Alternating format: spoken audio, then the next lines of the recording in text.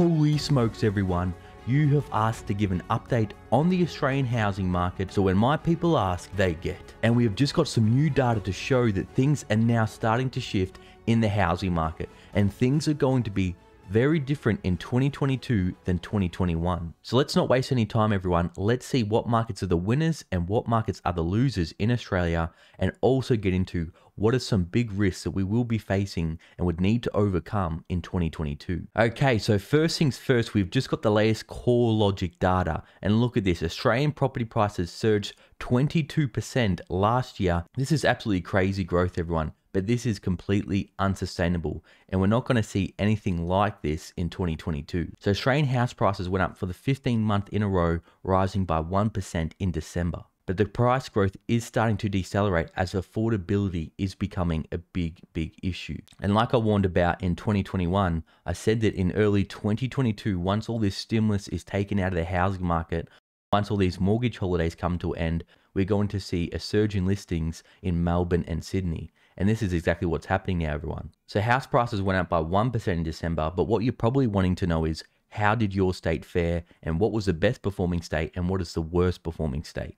We've got the data here, everyone, and could have you guessed it, the worst performing market is Melbourne, and house prices are actually starting to fall for the first time, down 0.1%. Now you may think that's not much, and it isn't, but what happens in the housing market is house prices don't go from rising 3% a month and rising 20% a year to then immediately falling 3% and falling 20% a year. They slowly start to shift. They go from rising very rapidly, like what happened last year, to now what we're seeing in Melbourne start to slow. Then we start to see small falls, and then once home buyers start to see that house prices are no longer booming, the FOMO gets taken away, and then they start to wait on the sidelines for prices to fall further, and this causes a domino effect and makes the price decline start to accelerate.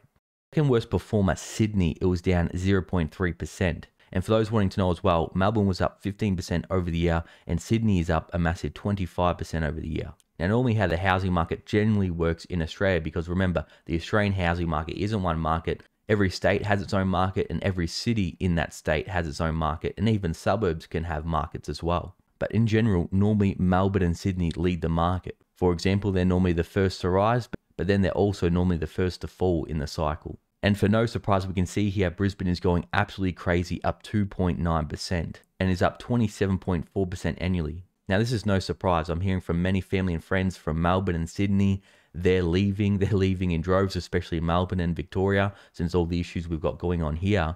And what they're doing is they're selling in Melbourne and Sydney, taking out huge amounts of equity, and they're now going to Brisbane and bidding up house prices. But it's not just happening in Brisbane, everyone. We can see here Adelaide also had a great month, up 2.6%. So the trend we're starting to see here is people leaving Melbourne and Sydney for the more affordable markets. Perth continues to be a slow grower, only up 0.4% and up 13.1% over the year.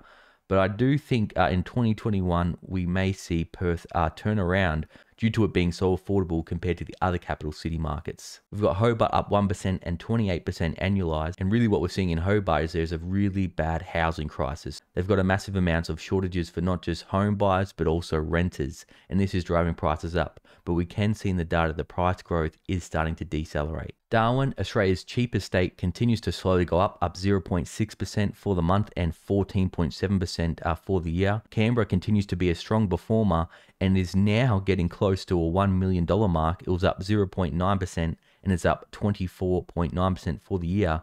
And it's now got a medium house price of $894,000. Now more expensive than Melbourne. And as you can see here with the data, the combined capitals were up 0.6% for the month, but the combined regionals were up a massive 2.2%. So we're continuing to see people are leaving metro, people are leaving the cities, they are going out to the regions, and this trend isn't slowing down. And I'm definitely glad I brought in regional Victoria before the pandemic, because things are getting absolutely crazy here in regional Victoria. Prices are starting to get more expensive than the fringe suburbs in Melbourne. So that's what's happened so far, but what you're probably wanting to know is what are going to be the trends and what's going to be the risks in 2022. Well, first things first, like something I've been covering on this channel is Evergrande. Now, if you're buying an off-the-plan apartment in any major city, I'll definitely be checking if it's a Chinese developer or if they may have any connections with China at all. Because in 2022, we're going to see more and more developers go down in China. And this could even cause people in Australia to question how healthy the developers are. could developers here in Australia go up, and how much debt are they carrying like in China? The second risk that's going to have a big effect on the Australian housing market is interest rates, because what caused this housing boom? It was interest rates absolutely plummeting, where we saw fixed interest rates fall to a low of 1.8%.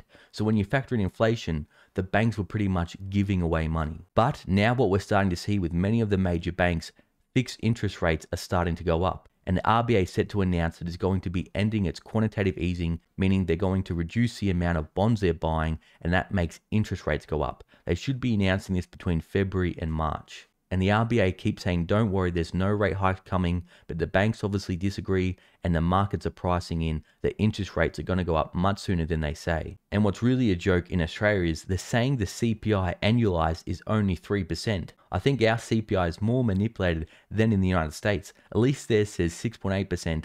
There's no way inflation is only 3% in Australia. When I'm going to the grocery store, food prices are skyrocketing, petrol prices are increasing.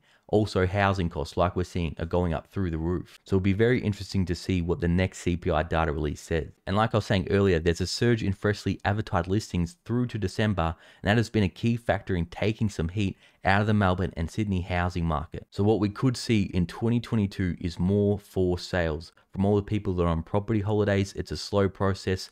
Don't just go and tell them to sell their home straight away. It kind of drags out. So we could see more for sale listings in 2022, but also we're going to see a lot of home buyers see that the housing market is slowing down and that they can't get a higher price every month. So they may say, if they're thinking of selling, that now's a good time to sell before prices start to fall. And I'm mainly talking about Melbourne and Sydney here. I think Brisbane, Adelaide, and the other cheaper capital city markets are still going to increase in 2022. Now, what you need to know is what really runs the housing market is credit and debt. But what's been announced recently, everyone, they are tightening lending standards because if house prices keep going up at this rate, this is going to cause financial instability. Also, they've increased the buffer rate on mortgage rates by 0.5%. So what this simply means is buyers aren't going to be able to borrow as much. If they can't borrow as much, they don't have as much to go out there and bid at auctions. Also, what really helped the housing market in 2021 was lots of amounts of stimulus. Like we saw, there was stamp duty concessions for first home buyers, and there was massive home buyer grants. But these stimulus programs are now coming to an end, and we're seeing a huge drop off in first home buyers. And something that I think is going to be a big shock for all these first home buyers and people that have bought recently, when I talk to people, they normally say, yeah, I can afford this mortgage rate. But what many people don't factor in is council rates. And also what they don't factor in is rising council rates. When I last got my council rates, my council said, congratulations, your house has gone up a lot. Well, guess what? Also, your council rates are going up. And these couldn't come at a worse time because we are starting to see mortgage stress is rising.